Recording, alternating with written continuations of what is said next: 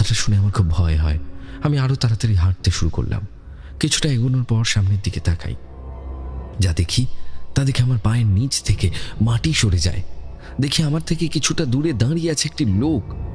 তার গোটা শরীর কালো চাদরে ঢাকা, আর মুখটা শুধু বেরিয়ে আছে। ওটাও অন্ধকারে ভালো করে বোঝা যাচ্ছে না।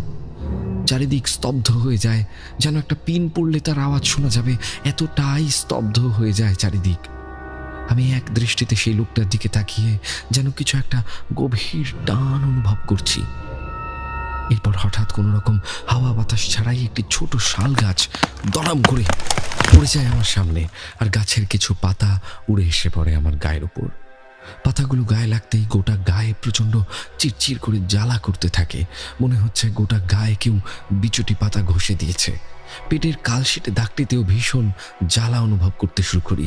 এরপর আমি এক দৌড়ে